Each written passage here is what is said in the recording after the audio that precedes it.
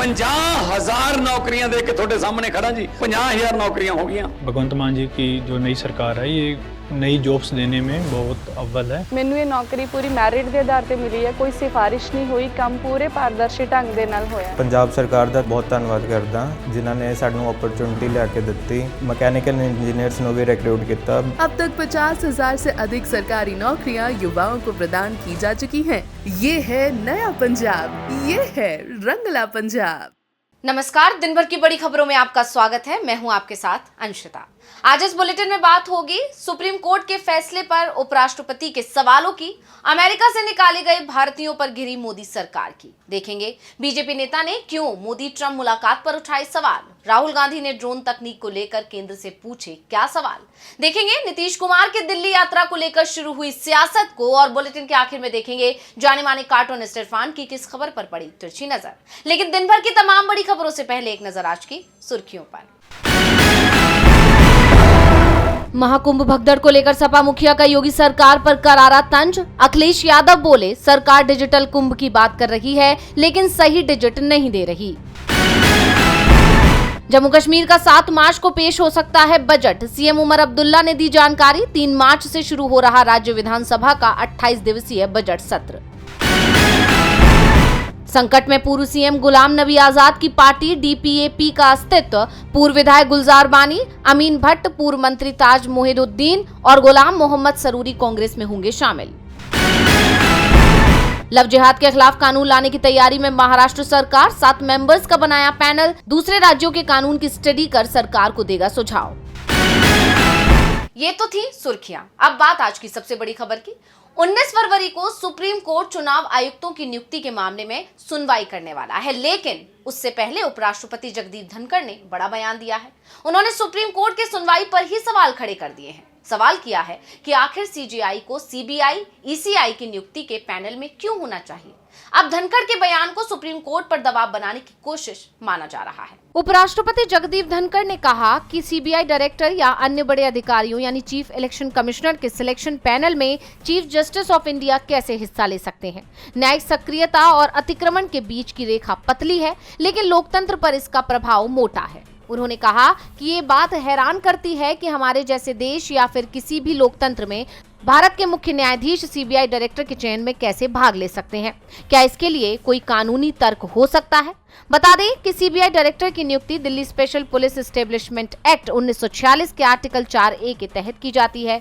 Director का selection 3 सदस्यीय committee करती है। इसमें प्रधानमंत्री, लोकसभा नेता प्रतिपक्ष और चीफ जस्टिस ऑफ इंडिया शामिल होते हैं। पहले जो पैनल सीबीआई डायरेक्टर की नियुक्ति करता था, वो ही पैनल चुनाव आयुक्त और मुख्य चुनाव आयुक्तों की नियुक्ति करता था, यानी पीएम, विपक्ष का नेता और सीजीआई वाला पैनल ईसी की नियुक्ति करता था।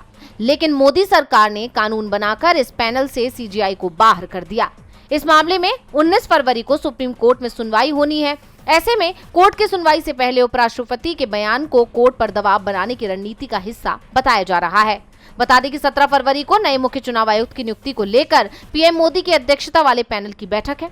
तो अब सवाल उठ रहे हैं कि क्या उपराष्ट्रपति के बयान का सुप्रीम कोर्ट के फैसले पर असर पड़ेगा। उपराष्ट्रपति के बयान पर भी सवाल खड़े हो रहे हैं, खासतौर पर तब जब मुख्य चुनाव आयुक्त की नियुक्ति होने वाली है। सवाल मोदी सरकार पर भी उठ रहे हैं। पंजाब के सीएम भगवंत मान ने तो पीएम मोदी पर पंजाब को बदनाम करने तक का आरोप लगा दिया है। तो क्या है पूरा मामला, देखिए ये रिपोर्ट। 119 निर्वासित भारतीयों को लेकर C-17 अमेरिकी सैन्य विमान अमृतसर अंतर्राष्ट्रीय हवाई अड्डे पर उतरने वाला है। इन प्रवासियों में 67 पंजाब से, 33 हरियाणा से, 8 गुजरात से, 3 उत्तर प्रदेश से, 2 गोवा से, महाराष्ट्र और राजस्थान से हैं और एक हिमाचल प्रदेश और जम्मू कश्मीर से हैं। लेकिन केंद्र की मोदी सरकार इस मामले में बुरी तरह घिर गई है। विपक्ष की तरफ से सवाल उठाए जा रहे हैं कि अमेरिका के सैन्य विमान की लैंडिंग पाकिस्तान बॉर्डर के करीब क्यों कराई जा रही है। अमृतसर के जिस हवाई अड्डे पर इस विमान की लैंडिंग कराई जा रही है, वहां यात्री विमान नहीं उतारे जाते, जबकि अमेरिकी सैन्य विमान C-17 में कई संवेदनशील उपकरण लगे होते हैं। ऐसे में बॉर्डर की सुरक्षा को लेकर सवाल भी उठ रहे हैं। दूसरी तरफ पंजाब के मुख्यमंत्री भगवंत मान ने भी इस मामले पर तीखी प्रतिक्रिया दी है। उन्होंने आरोप लगाया कि बीजेपी के नेतृत्व वाली केंद्र सरकार अमृतसर को इस निर्वासन उड़ानों के लिए लैंडिंग साइट बनाकर जानबूझकर पंजाब की छवि खराब कर रही है। भगवंत मान ने केंद्र सरकार से सवाल किया कि आखिर अमृतसर को ही बार बार निर्वासन उड़ानों के लिए क्यों चुना जा रहा है। उन्होंने इसे एक सोची समझी राजनीतिक साजिश बताया। विदेश मंत्रालय को ये बताना चाहिए कि अमृतसर को इस लैंडिंग के लिए किस आधार पर चुना गया। मान ने ये भी सवाल किया कि प्रधानमंत्री नरेंद्र मोदी को उनके अच्छे दोस्त डोनाल्ड ट्रंप ने ये गिफ्ट देकर भेजा। प्रधानमंत्री ने ट्रंप से मुलाकात के दौरान हमारे नागरिकों के मान सम्मान की बात क्यों नहीं की। उन्होंने कहा कि प्रत्येक देश की जिम्मेदारी होती है कि वो अपने नागरिकों को वापस ले यदि वे अवैध रूप से विदेश में रह रहे हैं। उन्होंने ये भी साफ किया कि ये निर्वासन अमेरिका के इमिग्रेशन एंड कस्टम्स इन्फोर्समेंट द्वारा तय मानकों के तहत किए गए हैं जो 2012 से लागू हैं। बता दें कि पिछले हफ्ते 104 भारतीयों के निर्वासन के बाद से ही देश में वाद विवाद का दौर चल रहा है, जब उन भारतीयों को जंजीरों और हथकड़ियों में जकड़कर भारत भेजा गया था। इस अमानवीय व्यवहार को लेकर देश भर में भारी आक्रोश और राजनीतिक बहस छिड़ गई थी।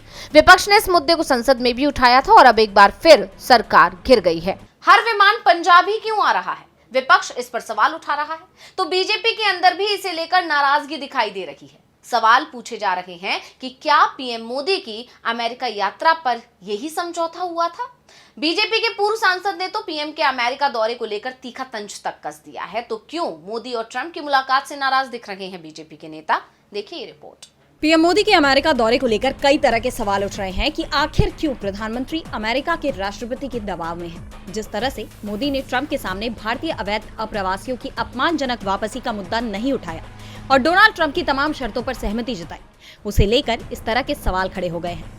विपक्ष तो विपक्ष, खुद बीजेपी के नेता का भी कहना है कि ट्रंप ने मोदी को जेब में रख लिया है। बीजेपी नेता और पूर्व राज्यसभा सांसद सुब्रमण्यम स्वामी ने इस मामले में ट्वीट किया कि अब जब मोदी ट्रंप की जेब में है, याद रखें कि वेटर की मिन्नतों के बावजूद मोदी को ट्रंप के उद्घाटन समारोह में आमंत्रित नहीं किया गया था। फिर भी मोदी बाद में ट्रंप से मिलने के लिए वॉशिंगटन भाग गए तो आयोजित मीडिया कॉन्फ्रेंस में मोदी चूहे की तरह थे। अब ट्रंप, रूस और चीन एक होने जा रहे हैं, यानी ट्रंप के रवैये और पीएम मोदी के रुख को लेकर उनकी अपनी ही पार्टी असहमत नजर आ रही है। हालांकि विदेश मंत्रालय की तरफ से विदेश सचिव विक्रम मिस्री का कहना है कि प्रधानमंत्री ने राष्ट्रपति डोनाल्ड ट्रंप के निमंत्रण पर अमेरिका की एक बहुत ही सार्थक यात्रा पूरी की है।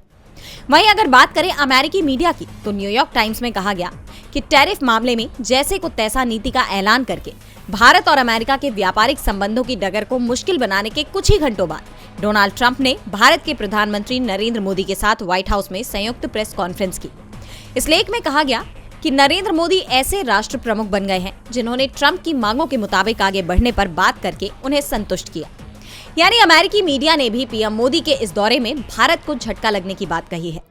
अब इस पर मोदी सरकार क्या कहती है, ये देखने वाली बात होगी। पीएम मोदी की अमेरिका यात्रा को लेकर पूरी दुनिया में ही सवाल उठ रहे हैं। विश्व मीडिया भी पीएम मोदी की यात्रा को लेकर मान रहा है कि इससे भारत को कोई फायदा नहीं होने वाला। तो दूसरी तरफ कांग्रेस सांसद राहुल गांधी ने पीएम मोदी पर तीखा हमला किया है। मामला ड्रोन तकनीक को लेकर है। तो क्या कहा है विपक्ष के नेता ने? देखिए रिपोर्ट। लोकसभा में नेता प्रतिपक्ष राहुल गांधी ने मौजूदा दौर में बैटलफील्ड यानी युद्ध क्षेत्र और बाकी जगहों पर ड्रोन की अहमियत और जरूरत का जिक्र करते हुए पीएम मोदी पर निशाना साधा। राहुल ने सीधे तौर पर कहा कि प्रधानमंत्री नरेंद्र मोदी इस क्रांति को समझने में फेल रहे हैं। राहुल ने इससे जुड़ा एक वीडियो अपने चैनल पर भी अपलोड किया। वीडियो के साथ ही कांग्रेस सांसद ने लिखा कि ड्रोन ने संचार के लिए बैटरी, मोटर और ऑप्टिक्स के संयोजन से युद्ध के क्षेत्र में क्रांति ला दी है। ड्रोन सिर्फ टेक्नोलॉजी नहीं है, बल्कि ये एक मजबूत इंडस्ट्रियल प्रणाली से संचालित निचले स्तर के इनोवेशन है। ड्रोन ने युद्ध क्षेत्र को ही बदल दिया है। टैंक, तोपखाने और यहाँ तक कि विमान वाहक को कम प्रासंगिक बना दिया है। और ये क्रांति सिर्फ युद्ध के बारे में नहीं है, ये उद्योग, एआई और टेक्नोलॉजी की अगली पीढ़ी के बारे में है। उन्होंने कहा कि दुर्भाग्य से पीएम मोदी इसे समझने में असफल रहे हैं, जबकि वो एआई पर टेलीप्रॉम्प्टर की मदद से भाषण देते हैं और दूसरी तरफ हमारे कॉम्पिटिटर्स नई टेक्नोलॉजीज में महारत हासिल कर रहे हैं। असली शक्ति सिर्फ ड्रोन बनाने में नहीं है, बल्कि इलेक्ट्रिक मोटर, बैटरी, ऑप्टिक्स और उत्पादन नेटवर्क को नियंत्रित करने में भी है। राहुल ने आगे कहा कि अगर हम प्रोडक्शन को नियंत्रित नहीं कर सकते हैं तो हम एआई या टेक्नोलॉजी के क्षेत्र में नेतृत्व नहीं कर सकते। भारत के पास अपार प्रतिभा और प्रेरणा है, लेकिन हमें खोखले शब्दों से कहीं ज्यादा जरूरत है। हमें एक स्पष्ट नजरिए और वास्तविक इंडस्ट्रियल स्किल की जरूरत है। आखिर में राहुल ने जोर देते हुए कहा कि भारत के युवाओं के लिए आगे आने और ये सुनिश्चित करने का समय है कि भारत पीछे न छूटे। राहुल गांधी ने सरकार को चेताया है कि ड्रोन तकनीक पर वो फोकस बढ़ाए। आने वाला समय तकनीक का ही है। तो मोदी सरकार का ध्यान इस समय चुनावों पर दिख रहा है। इस बीच बिहार के सीएम नीतीश कुमार दिल्ली आ रहे हैं। उनका दिल्ली चुनाव बिहार में इसी साल होने वाले चुनाव से जोड़कर देखा जा रहा है। तो क्या है नीतीश की दिल्ली यात्रा का मकसद, देखिए ये रिपोर्ट। बिहार में इस साल विधानसभा चुनाव होना है, जिसे लेकर सियासी सुगबुगाहट तेज है। इस बीच 16 फरवरी को सीएम नीतीश कुमार दिल्ली जा रहे हैं, जिसे लेकर चर्चाओं का बाजार गर्म हो चला है। नीतीश कुमार इन दिनों बिहार में अपनी प्रगति यात्रा निकाल रहे हैं। इस बीच 16 फरवरी को अपने दिल्ली दौरे में नीतीश कुमार पीएम मोदी से मुलाकात करेंगे। केंद्र में सहयोगी होने के साथ साथ बिहार चुनाव को देखते हुए ये मुलाकात काफी अहम मानी जा रही है। वहीं कहा यह जा रहा है कि नीतीश इस दौरान बीजेपी अध्यक्ष जेपी नड्डा से भी मुलाकात कर सकते हैं। लेकिन इस बीच नीतीश की अमित शाह से मुलाकात को लेकर कयासों का बाजार गर्म हो चला है। कहा यह जा रहा है कि इस दौरे में नीतीश कुमार पीएम मोदी और नड्डा से तो मिलेंगे, लेकिन अमित शाह से मुलाकात पर फिलहाल सस्पेंस बना हुआ है, क्योंकि बिहार में सीएम फेस को लेकर अब से 2 महीने पहले अमित शाह से जब एक टीवी कार्यक्रम में पूछा गया था कि बिहार में एनडीए का सीएम फेस कौन होगा, तो उन्होंने कहा था कि ऐसी चर्चाएं टीवी डिबेट में नहीं की जाती, इसके लिए बीजेपी संसदीय बोर्ड में फैसला लिया जाएगा। बता दें कि नीतीश के दिल्ली दौरे के बाद इसी महीने 24 फरवरी को पीएम मोदी बिहार दौरे पर जाने वाले हैं, इसलिए इन दोनों ही दौरों पर राजनीतिक विश्लेषकों की नजर रहने वाली है। अब देखना होगा कि इस दौरे में नीतीश कुमार पीएम मोदी के अलावा और किससे मुलाकात करते हैं और इस दौरान उनकी तमाम नेताओं से क्या बातचीत होती है। यानी देखा जाए तो बिहार चुनाव से पहले एक ही महीने में पीएम मोदी और नीतीश के दौरों से बिहार से लेकर दिल्ली तक की सियासत में हलचल बढ़ गई है। नीतीश की दिल्ली यात्रा पर सभी की निगाहें टिकी हुई हैं। वो बीजेपी के किस किस नेता से मिलेंगे, क्या बात होगी, इसे लेकर अभी से सवाल उठ रहे हैं। तो सवाल दिल्ली चुनाव में मिली हार के बाद आम आदमी पार्टी पर भी उठ रहे हैं।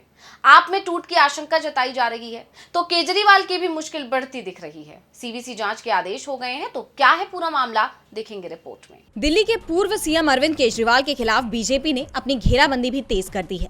हालांकि दिल्ली में अभी तक बीजेपी सरकार गठन का काम पूरा नहीं कर पाई है, लेकिन अभी से केजरीवाल के खिलाफ कार्रवाई की तैयारी कर ली गई है। दिल्ली के पूर्व मुख्यमंत्री के 6 फ्लैग स्टाफ रोड स्थित बंगले को लेकर चुनाव के दौरान ही विवाद देखा गया। बीजेपी ने उसे शीश महल बताया था। पार्टी ने आरोप लगाया था कि बंगले के रेनोवेशन में 45 करोड़ रुपए से ज्यादा खर्च किए गए और अब विजिलेंस कमीशन सीवीसी ने उनके इस बंगले में रेनोवेशन की जांच के आदेश जारी किए हैं। सीवीसी का यह आदेश central public works department CPWD की रिपोर्ट सामने आने के बाद आया है। इस रिपोर्ट में कहा गया कि 8 एकड़ में बने इस बंगले के निर्माण में कई नियमों को तोड़ा गया। दरअसल विपक्ष के नेता विजेंद्र गुप्ता ने 14 अक्टूबर 2024 को मुख्य सतर्कता आयोग में इसे लेकर शिकायत की थी और हाल ही में दिल्ली भाजपा अध्यक्ष वीरेंद्र सचदेवा ने भी कहा था कि भाजपा का मुख्यमंत्री शपथ के बाद इस बंगले में नहीं रहेगा। उन्होंने भी उपराज्यपाल वीके सक्सेना से शिकायत की थी कि केजरीवाल का बंगला 4 सरकारी संपत्तियों को गलत तरीके से मिलकर बनाया गया है। इस प्रोसेस को रद्द कर दिया जाना चाहिए। यानी बंगले को लेकर तो केजरीवाल की परेशानी बढ़ती दिख ही रही है कि पार्टी नेताओं की तरफ से भी उन्हें झटका लग गया है। 3 आप पार्षदों ने पार्टी छोड़ दी। बीजेपी में शामिल होने वाले पार्षदों में एंड्रयूजगंज से अनीता बसोया, आरके पुरम से धर्मवीर और चपराना से निखिल का नाम शामिल है।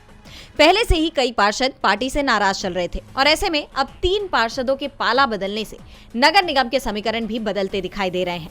इससे पार्टी के लिए बड़े नुकसान के रूप में देखा जा रहा है। इससे एक बात तो साफ हो गई है कि नगर निगम में भी बीजेपी की पकड़ मजबूत हो रही है। दिल्ली नगर निगम चुनाव में आम आदमी पार्टी ने जीत हासिल कर मेयर पद पर कब्जा जमाया था, लेकिन अब उसके पार्षद टूटने लगे हैं और अगर इसी तरह आपके और भी पार्षद बीजेपी में शामिल हो जाते हैं तो वो दिन दूर नहीं जब एमसीडी में भी सत्ता परिवर्तन हो जाएगा। अब अपनी पार्टी को बचाने के लिए केजरीवाल क्या कदम उठाते हैं, ये देखने वाली बात होगी। केजरीवाल और आप दोनों ही मुसीबत में दिख रही हैं, तो मुसीबत में महाराष्ट्र की फडणवीस सरकार भी दिखाई दे रही है। चुनाव जीतने के बाद महाराष्ट्र महायुति गठबंधन ने जनता से बड़े बड़े वादे किए थे, लेकिन अब इन वादों के लिए सरकार के पास बजट ही नहीं है। ऐसे में कहा जा रहा है कि सरकार कई योजनाएं बंद कर सकती है। महाराष्ट्र सरकार अपना बजट तैयार करने में जुटी हुई है, लेकिन आर्थिक बोझ में दबी महाराष्ट्र की महायुति सरकार खजाने की स्थिति सही करने के लिए फिलहाल हाथ पैर मार रही है। कहा यह जा रहा है कि इसके तहत कुछ योजनाओं को बंद किया जा सकता है, जबकि कुछ पर कटौती की योजना चल रही है। उधर विपक्ष सरकार पर आरोप लगा रहा है कि राज्य की वित्तीय स्थिति अच्छी नहीं है, जिसकी वजह से सरकार कई योजनाओं को रोकने की कोशिश में है। बढ़ते खर्च को कम करने के लिए मापदंड पूरा न करने वाली लाडकी बहनों की राशि को रोकने के आदेश भी दे दिए गए हैं। इस योजना के तहत लाभान्वित महिलाओं के आवेदनों की फिर से जांच की जा रही है। अब तक 5 लाख महिलाओं को अयोग्य घोषित किया जा चुका है। आवेदनों की चल रही जांच को देखते हुए कहा जा रहा है कि अयोग्य महिलाओं की संख्या अभी और बढ़ने वाली है। इस पर सीएम देवेंद्र फडणवीस और वित्त मंत्री अजित पवार साफ कर चुके हैं कि जो महिलाएं योजना के लिए अयोग्य होंगी उन्हें लाडकी बहन योजना का लाभ नहीं मिलेगा। दूसरी तरफ विधान परिषद में नेता प्रतिपक्ष अंबादास दानवे ने दावा किया कि भाजपा के नेतृत्व वाली महायुति सरकार लोगों के लाभ के लिए शुरू की गई विभिन्न योजनाओं को रोकने की कोशिश कर रही है। दानवे ने कहा कि महाराष्ट्र की वित्तीय स्थिति ठीक नहीं है। विधानसभा चुनाव से पहले महायुति सरकार ने लाडकी बहन और लाडका भाव जैसी कई योजनाओं की घोषणा की थी। उस समय हमने चेतावनी दी थी कि ये योजनाएं राज्य की अर्थव्यवस्था को तबाह कर देंगी और आज वही हो रहा है। राज्य पर 8 लाख करोड़ रुपए का कर्ज है। सरकार अब योजनाओं को बंद करने और लाभार्थियों की संख्या कम करने की कोशिश कर रही है। और बुलेटिन के आखिर में देखेंगे जाने माने कार्टूनिस्ट इरफान की किस खबर पर पड़ी तिरछी नजर।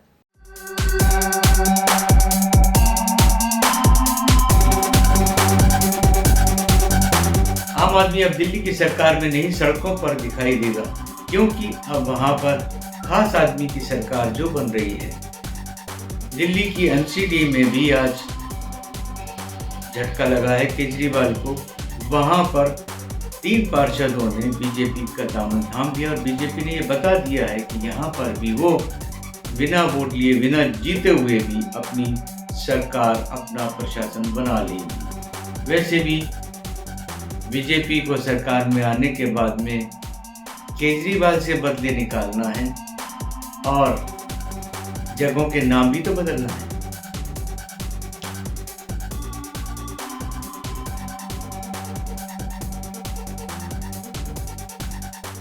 बहुत बहुत शुक्रिया इरफान जी। तो आज इस बुलेटिन में इतना ही। आप देखते रहिए डीवी लाइव और मुझे दीजिए इजाजत। नमस्कार।